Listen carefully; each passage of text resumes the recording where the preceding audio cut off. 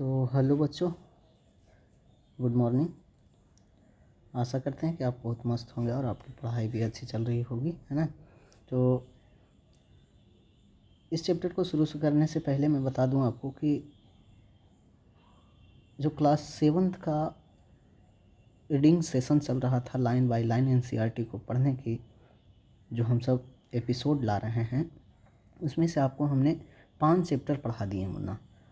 जिन बच्चों ने चैप्टर को वीडियो यानी 5 चैप्टर को आप नहीं देखे हैं, वो क्या करेंगे, हमारे यूट्यूब चैनल पे जाके, जिस चैनल पे वीडियो देख रहे हैं उसमें जाके क्या करना है कि सारे वीडियो को देख लेंगे, ताकि आपको कंसेप्ट क्लियर हो जाए, छोटी छोटी चीज़ों को जानकारी हो जाए।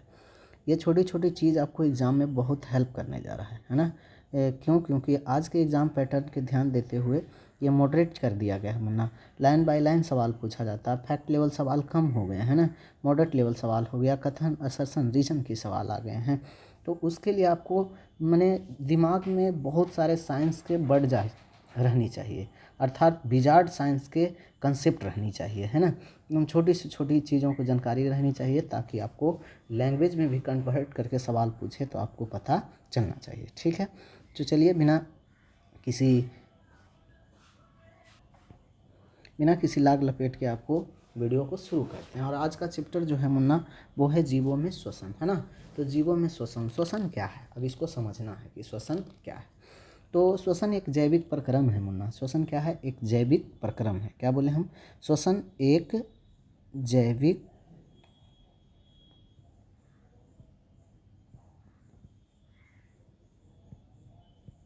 प्रक्रम है, जिसमें क्या होता है, कहता है कि वातावरण से, यानी अर्थात मानव जो है वातावरण से, कहाँ से, वातावरण से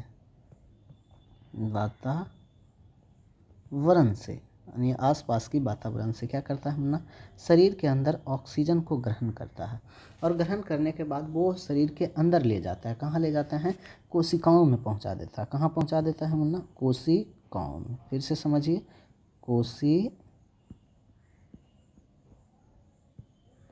कोशिकाओं में पहुंचा देता है।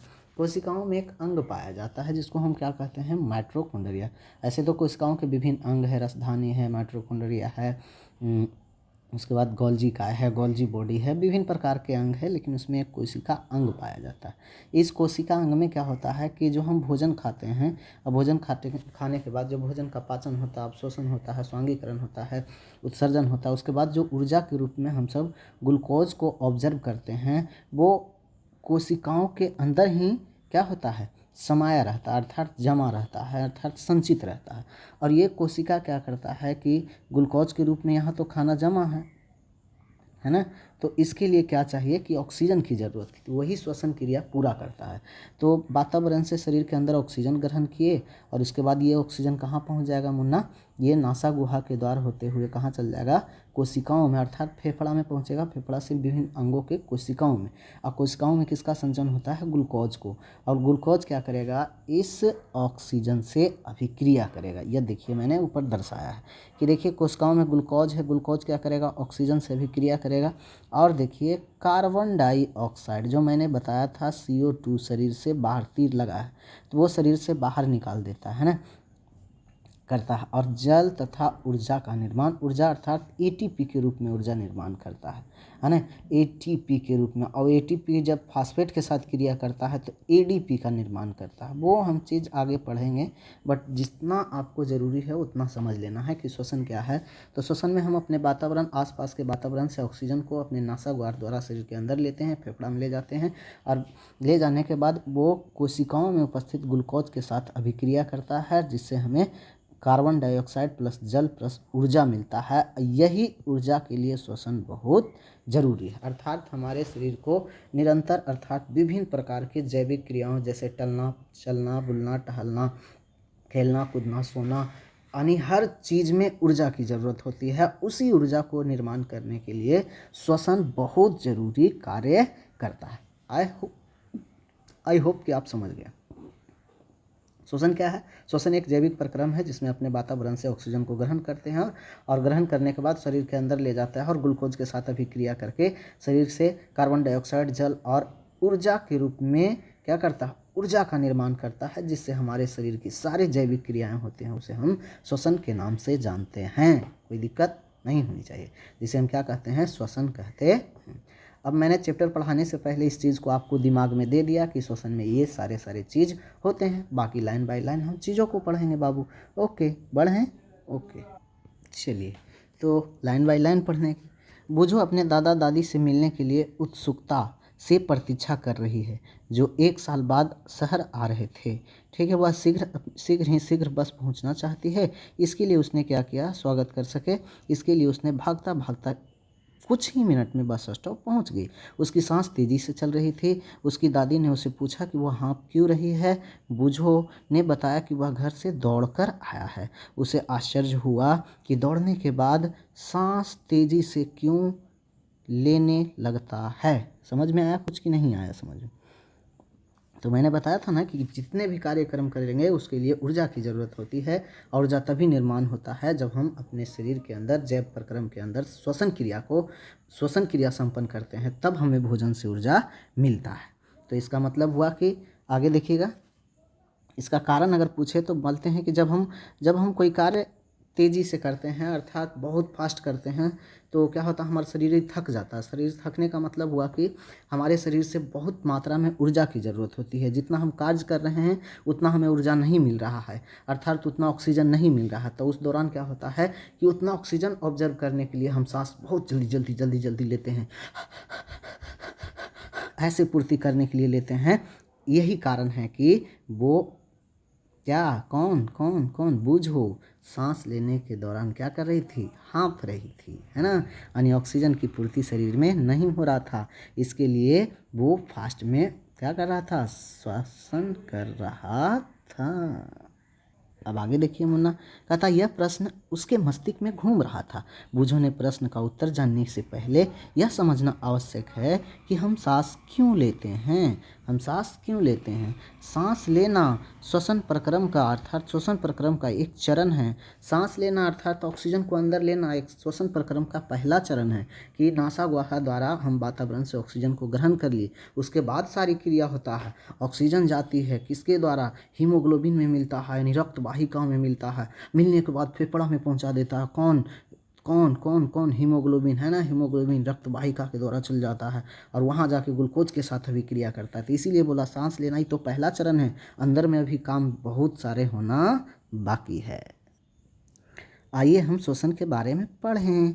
कहता हम श्वसन क्यों करते हैं, ऊर्जा प्राप्त करने के लिए। शरीर में भोजन के द्वारा ऊर्जा प्राप्त करने के लिए श्वसन बहुत आवश्यक है। क्या आंसर हो जाएगा मुन्ना, हम श्वसन क्यों करते हैं, शरीर में ऊर्जा प्राप्त करने के, अर्थात शरीर के अंदर जितने भी जैविक क्रियाएं हैं, मेटाबॉलिक क्रियाएं हैं, यानी उसको संपन्न होने के लिए श्वसन बहुत ज़रूरी है। श्वसन के दौरान ही ऊर्जा निर्माण होता है, क्योंकि श्वसन के लिए यानी भोजन से ऊर्जा प्राप्त करने के लिए श्वसन बहुत जरूरी है। ओके, और आपकी दिमाग से पढ़ते हैं। आपकी किताब के अध्याय 2 में आपने पढ़ा था कि सभी जीव सूक्ष्म इकाइयों से बने होते हैं। बात सही है, एकदम लाखों करोड़ों छोटे कोशिकाओं से मिलकर हमारा शरीर क्या हुआ है, निर्माण हुआ है, जिसे हम क्या कहते हैं, कोशिका कहते हैं मुन्ना। कोशिका जीव की सबसे छोटी संरचनात्मक, अर्थात किसी भी चीज़ को निर्माण के लिए हमारे शरीर के अंदर जितने भी बॉडी है, बॉडी के अंदर जितने भी ऑर्गन्स हैं, जैसे मान ली आँख हो गया, हाथ हो गया, है ना, अमाशय हो गया, बहुत सा पेनक्रियाज हो गया, यकृत हो गया, विभिन्न सारे ऑर्गन्स है। सभी ऑर्गन्स को बनाने के लिए कोशिका की ही ज़रूरत होती है, अर्थात शरीर का निर्माण कोशिका से ही हुआ है। और कहता है क्रियात्मक इकाई होती है। क्रियात्मक मतलब जितने भी ऑर्गन्स हमारे शरीर के अंदर हाथ काम कर रहा है, जैसे मेरा हाथ लिखने का काम कर रहा है, मेरा मुंह बोलने का काम कर रहा है, मेरा आँख देख देख के उसको पढ़ने का काम कर रहा है। तो अलग अलग कोशिकाओं के अलग अलग कार्य भी हैं। जैसे हाथ की कोशिकाओं को लिखना, पकड़ना, है ना, ये सारे छूना, किसी वस्तु को खींचना, है ना, आँख को किसी को देखना और पसंद करना काम है। उसी प्रकार से विभिन्न ऑर्गन्स के अलग अलग कार्य है, और ये कार्य एक विशेष कोशिकाओं के द्वारा ही किया जाता है मुन्ना। ओके, आगे बढ़ते हैं। तो समझ में आया कि कोशिका जीव की सबसे छोटी संरचनात्मक एवं क्रियात्मक इकाई है। जीव की प्रत्येक कोशिका पोषण, देखिए प्रत्येक कोशिका पोषण, परिवहन, उत्सर्जन, जनन के लिए उत्तरदायी होते हैं ना। जीव की प्रत्येक कोशिका, मैंने बताया पोषण है ना, माइटोकॉन्ड्रिया एक अंग पाया जाता है जिसमें ग्लूकोज को क्या करता है, ग्लूकोज ऑक्सीजन अभिक्रिया करता है ना, जो पोषण के लिए उत्तरदायी है। पोषण अर्थात भोजन। पोषण के मतलब ही होता है कि हम अपने अंदर आहार के रूप में भोजन को ग्रहण करते हैं, यानी जैविक क्रियाओं को ऊर्जा प्राप्त करने के लिए ही भोजन को ग्रहण करना पोषण कहलाता है ना। परिवहन, परिवहन के मतलब खाद्यों को इधर उधर ले जाना, जैसे ग्लूकोज टूटा, ऑक्सीजन कार्बन डाइऑक्साइड में टूटा, फिर जल में टूटा, फिर ऊर्जा में टूटा। ऊर्जा को विभिन्न कोशिकाओं तक पहुंचाना है कि नहीं पहुंचाना है, तो किसके माध्यम से, रुधिर वाहिकाओं के माध्यम से, है ना, जिसको परिवहन कहते हैं। उत्सर्जन मतलब कुछ अपशिष्ट पदार्थ बच भी जाते हैं शरीर में, जिसको बाहर निकालना उत्सर्जन कहलाता है। जनन, जैसे हर जीव अपने जैसे जीव करना चाहता है या पैदा करता है, उसे हम जनन कहते हैं। अर्थात एक कोशिका से दूसरा कोशिका का निर्माण होता है, अर्थात एक जीव से दूसरे जीव का निर्माण होना। ठीक है, तो कुछ कार्यों को संपादित करने में कुछ न कुछ भूमिका निभाता है। इन कार्यों को करने के लिए कोशिका को ऊर्जा की ज़रूरत होती है, यानी सारे क्रिया को करने के लिए क्या चाहिए, ऊर्जा की ज़रूरत होती है। और ये ऊर्जा मिलेगा कब, जब हम श्वसन क्रिया संपन्न करेंगे तब। ये ऊर्जा कहाँ से मिलेगा, तो देखिए आवश्यकता होती है। यहाँ तक कि हमें खाना खाते समय भी ऊर्जा की ज़रूरत होती है, सोते समय भी, पढ़ते समय भी, यानी हर एक कार्य के लिए ऊर्जा की आवश्यकता होती है। ऊर्जा मिलता कहाँ से है, खाद से, खाद से प्राप्त होता है। सिर्फ खाद खा लेने से नहीं, खाद के लिए वहाँ खाद में जो जैविक पदार्थ उपस्थित रहता है, खाद में जितने भी ऊर्जा, जैसे ऊर्जा के रूप में कार्बोहाइड्रेट हो गया, वसा हो गया, प्रोटीन हो गया, अमीनो एसिड हो गया, कार्बोहाइड्रेट हो गया, है ना, स्टार्च हो गया, ये सारे चीज़ को कौन कौन ग्रहण करता है, श्वसन क्रिया के दौरान ही, यानी पाचन क्रिया के दौरान ही ये सब उत्सर्जित होता है ना, निकलता है, या पाचन क्रिया के दौरान ही निर्माण होता है। तो यहाँ से ही ऊर्जा प्राप्त होती है हमें। लेकिन यह ऊर्जा आती कहाँ से है, क्या आप बता सकते हैं कि आपके माता पिता, तो वो कहाँ से आता है, खाना खाने से। कहाँ खाने से, खाना खाने से, है ना। नियमित रूप से भोजन करने कहते हैं, इसीलिए बार बार भोजन खाइए, नियमित रूप से खाइए, ताकि ऊर्जा आपके शरीर में बनी रहे और कार्यों को आप सही ढंग से कर सकें। ठीक है, करिए। भोजन के संचित, भोजन में, भोजन जो होता है, निखाद्य जो भोजन के रूप में आहार ग्रहण करते हैं, उसमें संचित ऊर्जा होता है और श्वसन के समय निर्मुक्त हो जाता है। जैसे ही श्वसन क्रिया करते हैं, ये संचित ऊर्जा क्या होता है, निर्मुक्त हो जाता है विभिन्न कोशिकाओं, अंगों द्वारा, जैसे रुधिर वाहिका द्वारा, है ना। क्या होता है कि कोशिकाओं में एक जगह से दूसरी जगह चला जाता है ऊर्जा, है ना। अतः सभी जीवों में भोजन से ऊर्जा, है ना, प्राप्त करने के लिए श्वसन बहुत आवश्यक होता है। मैंने शुरू में बताया कि बताइए श्वसन क्यों करते हैं, क्योंकि सभी जीवों में भोजन से ऊर्जा प्राप्त करने के लिए श्वसन बहुत ज़रूरी है। नोट कर लेंगे यहाँ पर, है ना, तो वो परिभाषा आपको मिल जाएगा। श्वसन क्यों जरूरी है, तो कहेंगे कि सभी जीवों को भोजन से ऊर्जा प्राप्त करने के लिए श्वसन की आवश्यकता होती है। चलिए, श्वसन के प्रक्रम में हम पहले सांस द्वारा वायु शरीर को अंदर ले जाते हैं, वो मैंने हेडलाइन में पढ़ा दिया था। आप जानते हैं कि वायु में ऑक्सीजन होती है, क्या आपको पता है कि ऑक्सीजन कितनी मात्रा में होती है? चलिए मैं इसको समझाता हूँ। वायु में ऑक्सीजन अर्थात वातावरण में ऑक्सीजन मुन्ना कितना परसेंट है, बोलिए जल्दी जल्दी। 21% है। कितना परसेंट? 21%। चलिए, नाइट्रोजन कितनी परसेंट है? नाइट्रोजन मुन्ना 78% है। चलिए, कार्बन डाइऑक्साइड कितनी परसेंट है, इसको भी देख लेते हैं मुन्ना। CO2 हो जाएगा कितना परसेंट? 0.03%, है ना। बाकी जितना भी बच गया अन्य सभी गैस पाए जाते हैं। तो क्या करते हैं कि श्वसन प्रक्रम में सबसे पहले हम क्या करते हैं, सांस को, वायु को शरीर के अंदर ले जाते हैं, है ना। आप जानते हैं कि वायु में ऑक्सीजन होती है, फिर हम सांस छोड़ते हैं और सांस छोड़ते हुए वायु को शरीर से बाहर निकालते हैं। यही क्रिया तो क्या कहलाता है, श्वसन कहलाता है।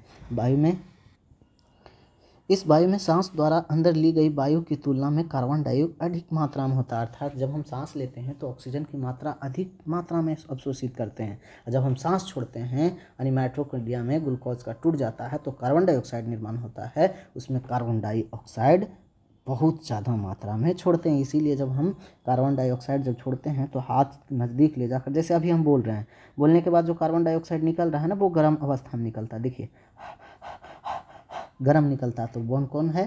कार्बन डाइऑक्साइड है। इसीलिए ग्लोबल वार्मिंग का एक कौन है? ग्लोबल वार्मिंग का एक कारण क्या है? कार्बन डाइऑक्साइड की मात्रा भी बढ़ना होता है। बहुत सारे चीज़ आपको बताए जाएंगे, आप जुड़े रहिए, ठीक है। ओके, आगे बढ़ते हैं मुन्ना। अधिक मात्रा में होती है अर्थात यह कार्बन डाइऑक्साइड स्मृद्ध होती है, मतलब बहुत मजबूत होते हैं, बहुत अधिक मात्रा में। हम जिस वायु को सांस द्वारा अंदर लेते हैं उसमें उसमें उपस्थित ऑक्सीजन शरीर के सभी भागों में और अंततः प्रत्येक कोशिकाओं में ले जाई जाती है। मैंने बताया था रुधिर वाहिकाएं पाई जाती है, जिसके माध्यम से जैसे ही सांस लेते हैं फेफड़ा में जाते हैं, फेफड़ा में कुपिकाएं पाई जाती है, फेफड़ा में कुपिकाएं पाई जाती है। ऐसी ऐसी ऐसे ये फेफड़ा मान लिए और इसमें विभिन्न सारे कोशिकाएं, जैसे सांस लेते हैं तो फेफड़ा में पहुंचता है और फेफड़ा में विभिन्न सारे कुपिकाएं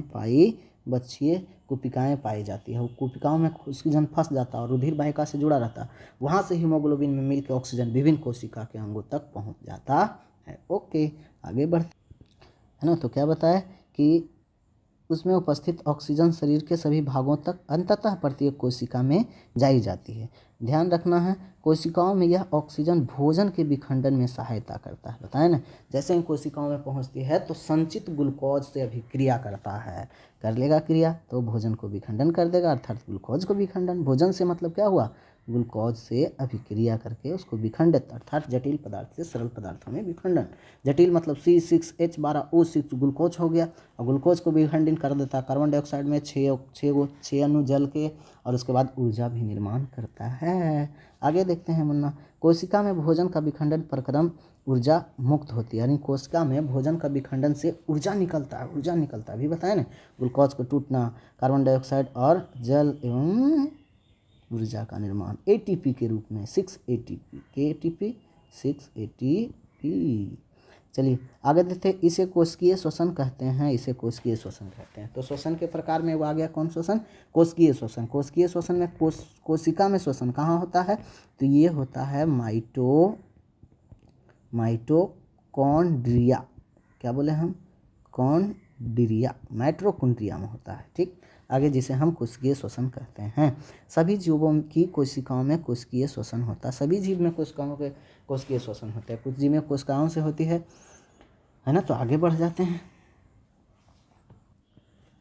अब देखिए, कोशिका के अंदर भोजन जो ग्लूकोज है ऑक्सीजन के उपयोग करके कार्बन डाइऑक्साइड, मैंने बताया था ग्लूकोज का फार्मूला C6H12O6।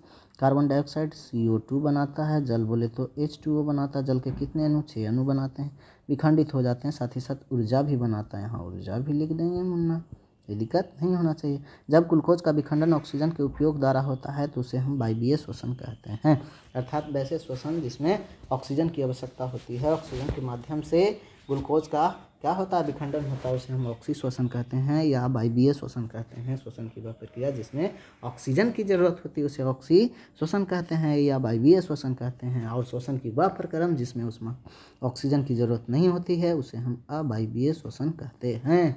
तो इससे पता चला कि श्वसन कितने प्रकार के? 3 प्रकार के। पहला नंबर तो कौन?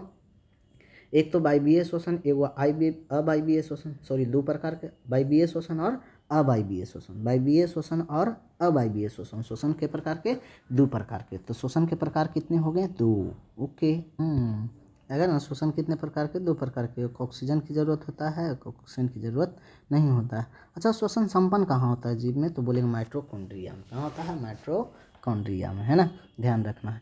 तो यहाँ देखिए ग्लूकोज को कैसे टूटता है। जैसे मान लिए हमारे कोशिकाओं में ग्लूकोज संचित है, वहाँ ऑक्सीजन की उपस्थिति दी है, ऑक्सीजन जैसे ही सांस लिए ऑक्सीजन आया, अब वो अभिक्रिया किया, बना दिया कुछ कार्बन डाइऑक्साइड और जल, साथ ही साथ ऊर्जा।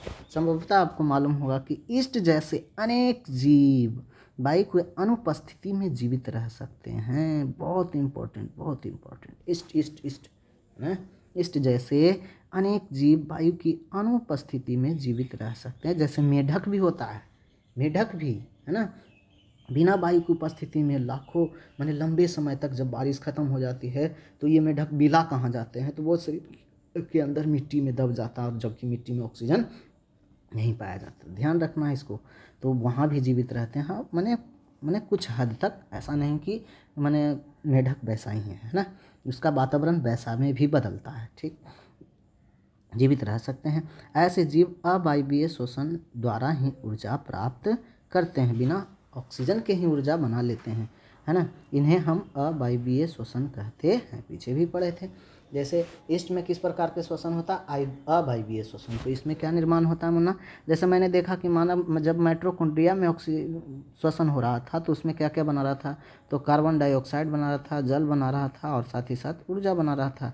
तो उसी प्रकार से यदि हम ऑक्सीजन के बिना उपस्थिति में अगर ग्लूकोज टूट रहा है तो क्या बनाएगा, तो सबसे पहला तो एल्कोहल बनाएगा, एल्कोहल के बाद फिर क्या बनाएगा, बोलो, एल्कोहल, कार्बन डाइऑक्साइड बनाएगा मुन्ना। ये सारी चीज़ निर्माण करते हैं, आगे देखेंगे। एक बॉक्स है, इसको बाद में पढ़ेंगे, पहले की, है ना। ऑक्सीजन की उपस्थिति में glucose, alcohol, carbon dioxide oxide का विखंडित हो जाता है। ध्यान रखना है कि जब ईस्ट में क्या होता है, श्वसन होता है तो बिना ऑक्सीजन की अनुपस्थिति में होता है, बिना ऑक्सीजन की उपस्थिति में होता है। ऑक्सीजन नहीं रहता लेकिन ग्लूकोज का क्या होता है, टूटना होता है। किसके द्वारा, श्वसन क्रिया के द्वारा, बिना श्वसन के। श्वसन में ऑक्सीजन की ज़रूरत नहीं होती है। और ये ग्लूकोज क्या होता है, एल्कोहल में टूटता है, कार्बन डाइऑक्साइड में टूट जाता है। मैंने बताया भी पीछे, जैसे निम्न समीकरण द्वारा दिखाया गया है। ये समीकरण बहुत इंपॉर्टेंट है मुन्ना, ये सब आपको याद रहना चाहिए। जैसे ग्लूकोज का विखंडन कहाँ हो रहा था, ईस्ट में। ईस्ट में ऑक्सीजन की ज़रूरत है, नहीं है, तो बिना ऑक्सीजन की उपस्थिति, यहाँ उपस्थिति है, इसको काट के लिख देंगे कोची मुन्ना, अनुपस्थिति। ठीक है, अनुपस्थिति में क्या बनाता है, एल्कोहल, कार्बन डाइऑक्साइड, साथ ही साथ ऊर्जा के लिए तो श्वसन कर रहा है तो ऊर्जा मिलता है। आगे हमारी पेशी कोशिकाएं मतलब जहाँ खिंचाव संभव है, जहाँ तनाव संभव है। जैसे हम बॉडी बनाते हैं तो वहाँ से मसल्स क्या होता है, ऊपर चढ़ता है। जैसे हम बीम मारते हैं तो बॉडी मसल चढ़ता है कि नहीं चढ़ता है। जैसे हम दौड़ते हैं तो हमारे जो पैर की छावा का जो है क्या है, मांसपेशियाँ है, वो सिकुड़ता है और ऊपर चढ़ता है ना। तो ये सर क्या है, मसल्स पेशियाँ है ना, कि अवायवीय रूप से श्वसन करती है। अच्छा, यहाँ पर श्वसन के लिए अलग अंग क्यों है भाई, और जबकि हम नाक से श्वास ले रहे थे, यहाँ देखिए कहाँ हो रहा है, तो बिना ऑक्सीजन के श्वसन इस अंग में हो रहा है, अर्थात त्वचा से हो रहा है ना। तो ये संभव कैसे है, तो यहाँ बिना नाक से द्वारा बिना ऑक्सीजन लिए हो रहा है, तो इसका मतलब अवायवीय श्वसन हो रहा है, मैंने ऑक्सीजन के बिना ही अब श्वसन होता है। इसी कारण से इसमें क्या होता है कि लैक्टिक अम्ल निर्माण कर लेता है। बिना ऑक्सीजन के अगर हमारी जो है पेशियों में अगर ऑक्सीजन श्वसन संपन्न हो रहा है तो वहाँ पर ग्लूकोज किस में टूटता है, लैक्टिक अम्ल में टूट जाता है। आगे देखेंगे, ठीक है, मैंने समझाने की कोशिश किया बट आगे हमारी पेशी कोशिकाएं में भी अवायवीय रूप से श्वसन करती है, बात सही हो जाएगा, लेकिन यह थोड़ा समय के लिए ही कर सकती है। वास्तव में यह प्रक्रम उस समय होती है जब ऑक्सीजन की अस्थायी रूप से मतलब कम समय के लिए कमी होती है।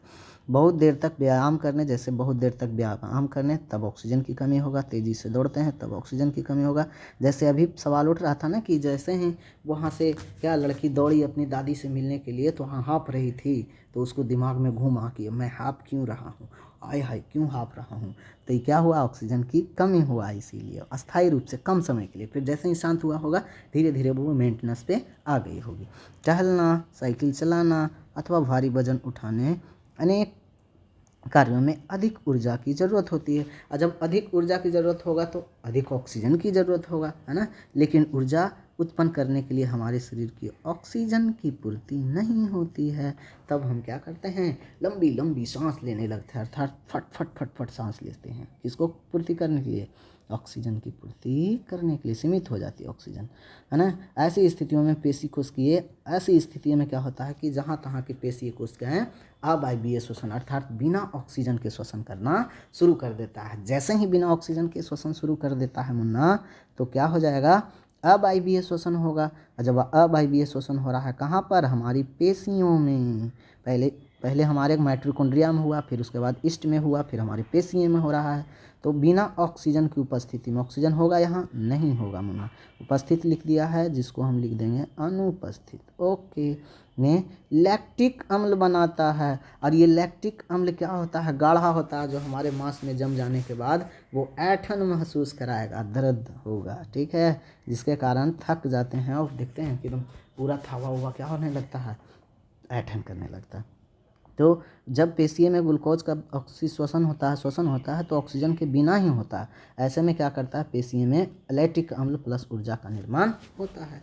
क्या आपने कभी सोचा है कि अत्यधिक व्यायाम करने के बाद पेशी ऐंठन क्यों हो जाता है? यही कारण है कि यहाँ पर ऑक्सीजन की कमी होता है, जिसके कारण ग्लूकोज अवायवीय श्वसन करना शुरू करता है पेशी में और लैक्टिक अम्ल का निर्माण कर देता है, जिसके कारण हमारे मांसपेशियों में ऐंठन महसूस होता है। ऐंठन तभी होते हैं जब पेशियों में अवायवीय रूप से श्वसन करती है। मैंने बता दिया।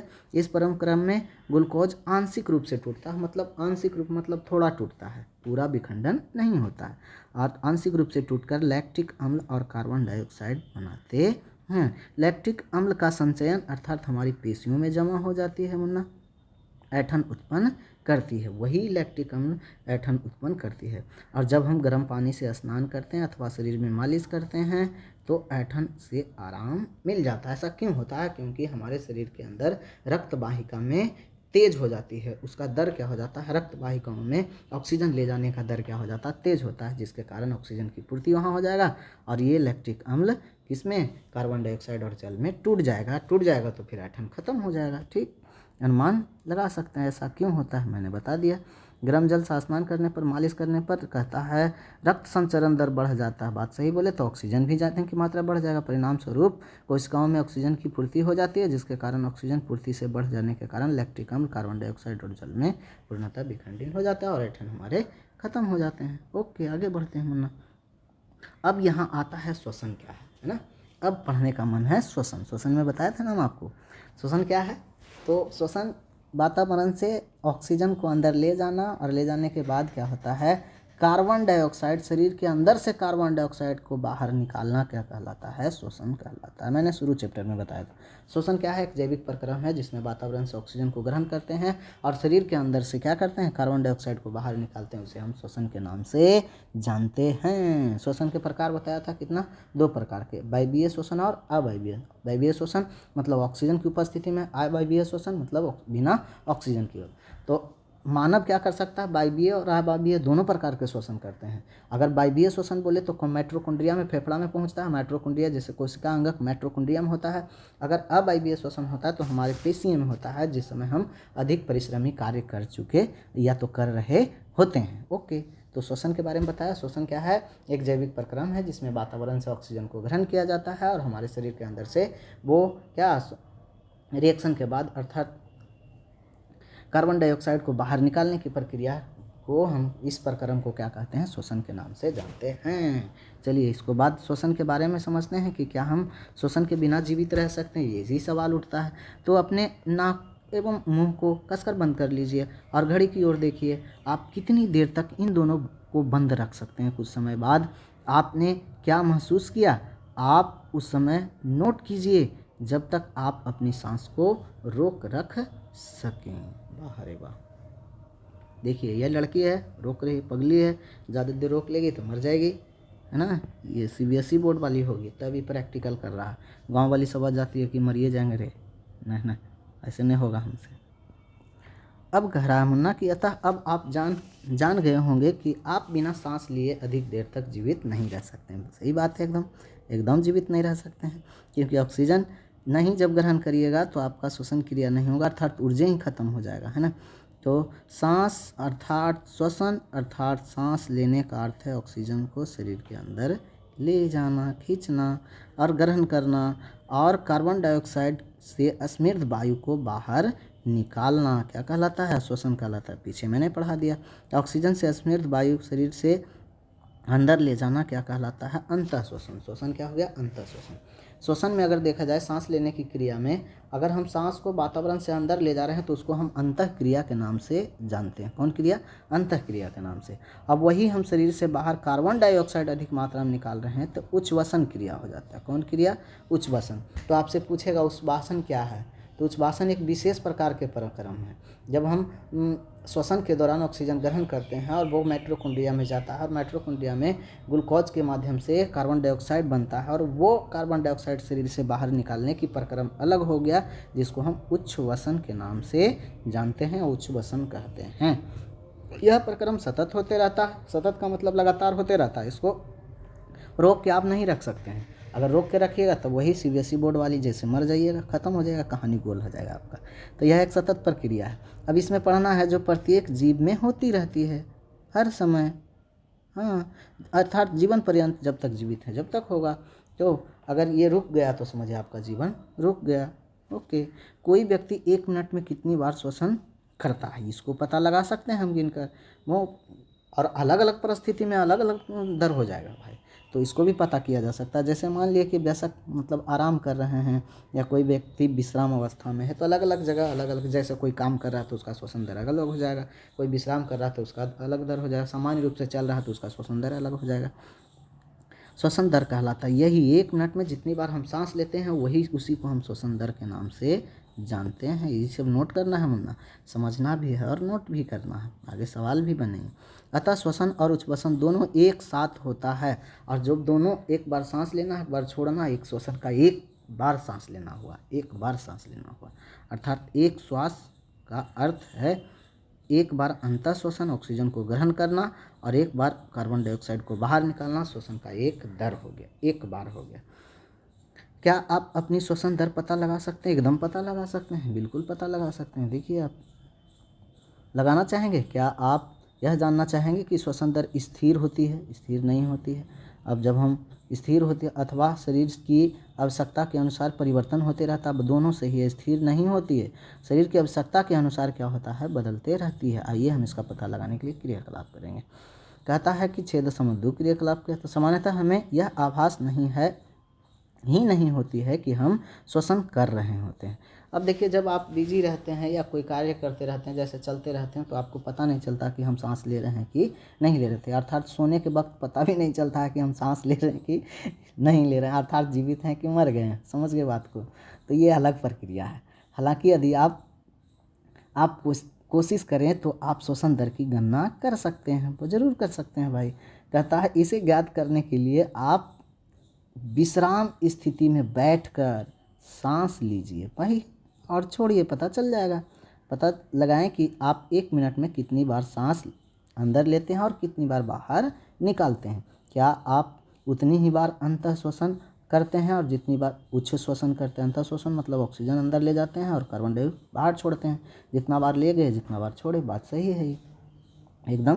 अब यहाँ देखिए मुन्ना, अब तेज चलने और दौड़ने के बाद अपनी श्वसन दर यानी संख्या पर मिनट जोड़िए, गणना कीजिए। यानी अलग अलग परिस्थिति में अलग अलग अपनी श्वसन दर के दौड़ने के दौरान बंद करके तुरंत बाद फिर पुनः विश्राम कर लीजिए और ज्ञात कीजिए, है ना? तो समझ में आ जाएगा आपको। आपने निष्कर्ष सारणी 6.1 में लिखिए और विभिन्न स्थितियों में अपने श्वसन दर की तुलना अपने सहपाठियों की श्वसन दर से कीजिए। मतलब तो अपने दोस्त के साथ दौड़िए, कभी धूपिए, कभी विश्राम कीजिए, कभी सो जाइए और उसके बाद नोट कीजिए, वो कॉपी लेके ऐश मौज कीजिए, ठीक है। उपयुक्त क्रियाकलाप से आपने यह अवश्य अनुभव किया होगा कि जब किसी व्यक्ति अतिरिक्त ऊर्जा की आवश्यकता होती है तो वह तेजी श्वसन करने लगती है। बात सही है। जब उसे अधिक से अधिक ऊर्जा की ज़रूरत होती है, जैसे हमने दौड़ रहा है तो हमको एनर्जी की ज़रूरत है, तो एनर्जी बनता है कब? जब श्वसन करते हैं तब। तो सांस लेने की ज़रूरत होती है, तेज़ी से सांस। उस समय क्या होता है, हम इसके परिणाम स्वरूप हमारी कोशिकाओं एकदम गहरी सांस लेता है, यानी ऑक्सीजन की ज़्यादा मात्रा अंदर ग्रहण करता है। समझ में आया? चलो मुन्ना आगे बढ़ते हैं। कोई वयस्क व्यक्ति विश्राम की अवस्था में 1 मिनट में औसतन मतलब 15 से 18 बार सांस लेता है, अंदर ले जाता है और बाहर निकालता है। बात एक ही है। अधिक व्यायाम करने पर श्वसन दर 25 बार प्रति मिनट बढ़ जाता है। 22 से 25 भी कर सकते हैं, 23-25 भी कर सकते हैं इसको। जब हम व्यायाम करते हैं तो हमें न केवल तेज़ी से सांस लेनी होती है बल्कि हम गहरी सांस भी लेते हैं। बात सही है। गहरी सांस मतलब ऑक्सीजन ज़्यादा मात्रा में अंदर, इस प्रकार अधिक ऑक्सीजन ग्रहण करते हैं। अधिक सांस लेते हैं तो अधिक ऑक्सीजन ग्रहण करते हैं। वरना यह एक क्रियाकलाप है। विभिन्न परिस्थितियों में श्वसन दर को परिवर्तन करना है। जैसे सहपाठी मान लिया, हाँ, जलेबी कुमारी, फुलौड़ी कुमारी, है ना, विभिन्न प्रकार के नाम लिखिए, है ना, ऐसे रोचक। मैंने नाम नहीं लिया। सामान्य अवस्था में तो 15 से 18 हो जाएगा। फिर ज़्यादा तेज़ी से दौड़ने पर क्या हो जाएगा, 10 मिनट तक तेज़ चलने के बाद क्या हो जाएगा मुन्ना, तो 25 हो जाएगा। यानी 20 से 25 या 22 से 25 कर सकते हैं। 100 मीटर दौड़ने के बाद उसको फिर देख लीजिएगा 25 से इतना। विराम अवस्था में फिर कितना आ जाएगा, 15 से 18 आ जाएंगे। वो आप नोट करके आप लिख सकते हैं। चलिए इसको हम छोड़ते हैं, आगे बढ़ते हैं। अब यहाँ कहता है कि हमारी कोशिकाओं के अधिक ऑक्सीजन की आपूर्ति होती है कब? जब हम तेज़ी दौड़ते हैं तब। यह भोजन को विखंडन की दर को क्या करता है, बढ़ा देता है। बात सही है। जो पहले आराम से भोजन पच रहा था वो जल्दी जल्दी जल्दी जल्दी पचने लगता है, जिससे अधिक ऊर्जा निर्मुक्त होती है। क्या इससे स्पष्ट हो जाता है कि शारीरिक क्रिया के बाद हमें भूख क्यों लगती है, क्योंकि वहाँ पर जल्दी जल्दी जल्दी जल्दी ऊर्जा खत्म हो जाता है शरीर से, जिसके कारण हमको पेट में क्या लग जाता है, भूख लग जाता है। ओके, इंटरेस्टिंग लगता होगा आपको पढ़ने में, है ना। यहाँ कह रहा जब आप नींद में होते हैं तो क्या आपकी श्वसन दर कम हो जाती है। सही में कम हो जाती है, आराम करते हैं। आपके शरीर को पर्याप्त ऑक्सीजन भी मिल पाता है, जितना चाहिए उतना मिल पाता है, क्योंकि इन्हें ज़्यादा एनर्जी हमको ख़त्म नहीं हो रहा है, तो ज़्यादा सांस लेने की ज़रूरत भी नहीं हो रहा है। आंसर तो आपके हाथ में। चलिए आगे बढ़ते हैं। कथा किसी व्यक्ति द्वारा सामान्य दिन में किए जाने वाले विभिन्न प्रकार के क्रियाकलापों को विचार कीजिए। आप बता सकते हैं कि किस क्रियाकलाप में श्वसन दर सबसे कम था, सबसे अधिक होगी। आपने अनुभव आधार पर क्रियाकलाप श्वसन दर को बढ़ते क्रम व्यवस्थित कीजिए। कुछ नहीं है इसमें। आगे बढ़ते हैं मुन्ना। यह देखिए ये चित्र है, इसके अनुसार आपको नोट करना। अब देखिए यहाँ 6.3 में आपको क्या पढ़ना है मुन्ना। हम श्वास कैसे लेते हैं, अर्थात श्वास मतलब क्या हो गया, सांस। दिस इज नॉट सांस, सांस, है ना। आइए अब हम श्वसन की प्रक्रिया विधि जानेंगे। सामान्यतः हम अपने नथुने अर्थात नासा द्वार या नासा गुहा से वायु अंदर ले जाते हैं। बात सही है। श्वसन के दौरान हमारा श्वसन क्रिया कहाँ से शुरू होता है, नाक से शुरू होता है। नाक से ऑक्सीजन ग्रहण करते हैं, नासा द्वार यानी नासा गुहा द्वारा फिर क्या करता है, अंदर ले जाते हैं। और जब हम वायु को अंतः श्वसन द्वारा अंदर ले लेते हैं तो यह हमारे नथनों अर्थात नाक से नासा गुहा में चली जाती है। नासा गुहा से वायु श्वास नली से होकर, है ना, नासा गुहा से वायु कहाँ, श्वास नली से होकर हमारे फेफड़ों तक, फुसफुस, फेफड़ा को क्या कहते हैं, फुसफुस तक पहुंच जाती है। फेफड़े में बछगुहा होता है, मैंने बताया था। यहाँ देखिए फेफड़े का चित्र। इससे फेफड़े दो भाग में, यहाँ से जैसे आता है ना श्वास नली, तो यहाँ दो भाग में बट जाता है मुन्ना। ये श्वास नली कितने भाग में, दो भाग में, एक ऐसे और एक ऐसे, ठीक है।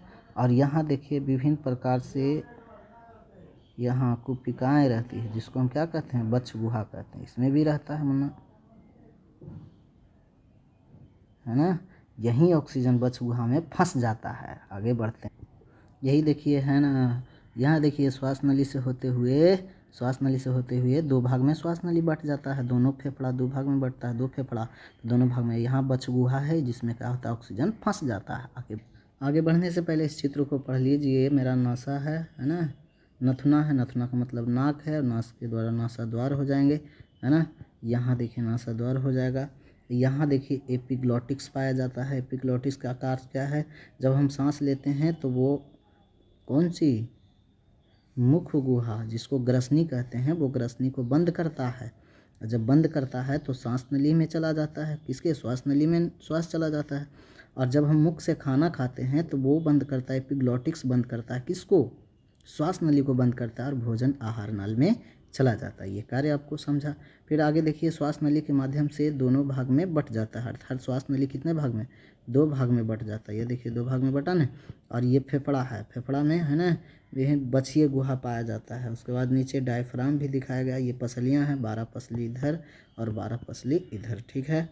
यहाँ देखिए ये आपको क्या है, तो ये आपको मुन्ना क्या है, डायफ्राम है, जिसकी सहायता से सांस लेने में हमारी छाती ऊपर नीचे फूलता है। आगे बढ़, अब बता, इसी फेफड़े में बछिए गुहा स्थित होते हैं, ठीक है। बछ गुहा पार्श्व में पसलियों से घिरी होती है, पार्श्व में पसलियों से घिरी होती है, बात सही है। यह बड़ी पेशीय परत होती है, पेशीय परत, नस बहुत ज़्यादा इसमें हो जाता है। पेशीय परत मांसलदार होती है, जो डायफ्राम के मध्य पट कहलाती है, जो डायफ्राम के मध्य पट कहलाती है। कहता है बछ गुहा को आधार प्रदान करती है, अर्थात बछ गुहा को क्या करता है, आधार, अर्थात ये उसको अटकाए रखती है। आधार मतलब बेस प्रदान करता है, जिस पे वो टिकी रहती है, ठीक है। श्वसन में डायफ्राम और पसलियों के बीच, पसलियों से बने पिंजर, अर्थात पिंजरे के समान पसलियां हैं ना, किसको, डायफ्राम और पसलियों से बने पिंजर की गति सम्मिलित होती है। जैसे ही डायफ्राम ऊपर नीचा है तो पसलियों की गति बढ़ता है। जैसे हम सांस लेते हैं तो क्या होता है, पसलियों की आकार क्या होता है, बढ़ता है, फूलता है, फेफड़ा है ना ऊपर नीचे होता रहता है। अंतः श्वसन के समय पसलियाँ ऊपर जाती है। अंतः श्वसन जब हम सांस ऊपर लेते हैं तो पसलियाँ कहाँ चढ़ता है, ऊपर चढ़ता है, ऊपर गति करती है और बाहर की ओर गति करती है। बाहर की ओर क्या पसलियाँ निकलती है। डायफ्राम नीचे की ओर जाता है। डायफ्राम कहाँ चल जाएगा, जैसे फूलेगा तो डायफ्राम पचेगा ही। जैसे हमारा क्या है, छाती फूलेगा अर्थात फेफड़ा फूलेगा, हवा भरेगा, तो डायफ्राम जाहिर सी बात है नीचे जाएगा। तो इसको आप कंसेप्चुअल समझें, है ना। तो जब हम अंतः श्वसन करते हैं तो पसलियाँ ऊपर की ओर उठती है, जबकि फेफड़ा कहाँ जाती है, नीचे की ओर जाती है। ठीक है, ऊपर उठती है अर्थात बाहर की ओर गति करता है, डायफ्राम नीचे की ओर जाता है ना। आगे बढ़ जाते हैं मुन्ना, और आगे क्या है मुन्ना, गति करती है। यह गति हमारी बच्च गुहा के आयतन को बढ़ाता है, अर्थात हमारे जो फेफड़ा में बच्च गुहा है उसका आयतन है ना, बच्चे गुहा कुपिकाएँ हैं उसका आयतन बढ़ जाता है, उसमें वायु की मात्रा अधिक ऑब्जर्व होने लगता है, जिसको हम आयतन बढ़ जाता है। और वायु फेफड़ों में आ जाती है, वायु फेफड़ों में आ जाती है। कहता फेफड़े वायु से भर जाते हैं। उच्छ्वसन के समय पसलियाँ नीचे की ओर अंदर की ओर जाती है। बात सही है, जब हम सांस छोड़ते हैं हमारी छाती नीचे चल जाती है, पसलियाँ की गति नीचे हो जाती है और डायफ्राम क्या हो जाएगा, बढ़ जाएगा, है ना, फूल जाएगा। तो डायफ्राम क्या होगा, जबकि डायफ्राम ऊपर की ओर अपनी पूर्व स्थिति में आ जाता है। इससे बच्च गुहा का आयतन कम हो जाता है। बात सही है, बच्च गुहा का आयतन क्या होगा, कम हो जाएगा, कुपिकाएँ फूल के सिकुड़ जाएगा। जैसे फूकना में हवा भरते हैं तो फूलता है, फूलेगा, और जब हवा निकालते हैं तो पिचकेगा। तो इसी प्रकार से ऑक्सीजन छोड़ते हैं तो वो कुपिकाएँ यानी बच्च गुहा क्या होता है, सिकुड़ जाता है, आयतन कम हो जाता है। इस कारण वायु फेफड़ा से बाहर निकलने लगता है, सिकुड़ने लगता है। जब सिकुड़ने लगेगा तो बाहर निकलेगा ही ऑक्सीजन। ठीक है, आगे बढ़ते हैं। अब इसको थोड़ा सा पढ़ लेते हैं मुन्ना। हमारे आसपास की वायु में अनेक प्रकार की अवांछनीय कण हो जाता है। हाँ, बात सही है, जब हम वातावरण में सांस लेते हैं तो अवांछनीय कण उसमें मिला हुआ रहता है वातावरण में, जो धूम्र हो सकता है, धूल हो सकता है, परागकण हो सकते हैं, आदि हो सकते हैं। जब हम अंतः श्वसन करते हैं अर्थात सांस लेते हैं तो ये कण हमारी नासा गुहा में उपस्थित रोम में फंस जाता है, और यही रोम में फंस जाता है, जिससे वहाँ अवांछनीय पदार्थ अर्थात अटक जाते हैं। यद्यपि कभी कभी ऐसा कण नासा गुहा के पार चले जाते हैं तो ये गुहा की कोमल परत को उत्तेजित कर देता है। एकदम कोमल परत होता है जिसको उत्तेजित करता है, जिसके दौरान हमारी छींक, जिसके परिणाम स्वरूप हम छींक आ जाती है। ठीक है, कहता है कि छींकने से अवांछित कण वायु के साथ बाहर निकल जाता है। ठीक, इस कारण केवल स्वच्छ वायु ही हमारे शरीर में प्रवेश कर पाती है। सावधानी, अब जब आप छींकते हैं तो अपनी नाक ढक लें, जिससे आपके द्वारा बाहर निकले गए कणों को अन्य व्यक्ति द्वारा अंतःश्वसन या ग्रहण न कर लिया जाए। चलिए, आज के वीडियो लेक्चर में इतना ही रखते हैं मुन्ना। आगे आपको पार्ट 2 में हम पूरे चैप्टर को कवर कर देंगे। वीडियो अच्छी लगे तो लाइक शेयर सब्सक्राइब मुन्ना ज़रूर कीजिएगा। लाइक शेयर सब्सक्राइब ज़रूर करना मेरे भाई, इतना मेहनत से पढ़ा रहे हैं आपके लिए ना, तो आपको दायित्व बनता है कि जब हम आप में टाइम दे रहे हैं फ्री ऑफ कॉस्ट, तो आपको तो लाइक शेयर सब्सक्राइब ज़रूर करना चाहिए ना, ज़रूर कीजिए। ठीक, वीडियो देखने के लिए धन्यवाद, थैंक्स, गुड नाइट।